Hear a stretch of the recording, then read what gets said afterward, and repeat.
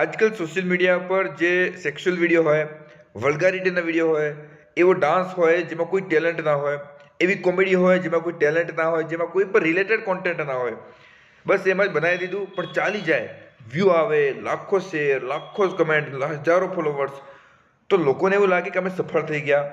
એવું જ જોઈને પાછળની પેઢી પણ એવું જ કરવાનું ટ્રાય મારે છે અને એવું જ કરે છે ને એ લોકોને પણ વ્યૂ આવે છે એટલે બનાવતા જાય છે. આ એક ચેન ચાલે છે, આ પ્રોપર એક ચેન ચાલી રહેલી છે. લોકોને એવું લાગે છે કે આવું કરવાથી જ જીવનમાં સફળતા મળે. લોકો પણ એવું જોવે છે, બનાવવાવાળા એવું બનાવે, જોવાવાળા એવું જોવે છે, પરંતુ વાસ્તવિક જીવનમાં એમાં કશું બદલાવ નથી આવતો. એમનો માઇન્ડની કન્ડિશન, એનું શરીર, એનો પરિવાર, એના પૈસા, જોબ, ક્યાંય કશું બદલાવ નથી જોવા મળતો.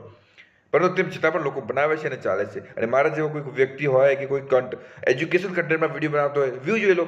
છેલ્લા કેટલાય વર્ષોથી હું મહેનત કરું છું, વિડીયો બનાવું છું, પણ કોઈ શેર ના કરે, કોઈ વ્યૂ ના આવે.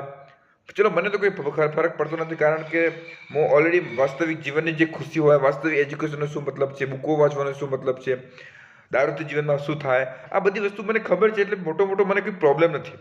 એટલે બધું ચાલે કરે. ચલો ઠીક છે, કોઈ પૈસા બી મારે આવે છે એટલે હું વધુ આમાં ચિંતા કરતો નથી. મારે આ ટેલેન્ટ છે, મને ગમે છે એટલે બનાવું છું.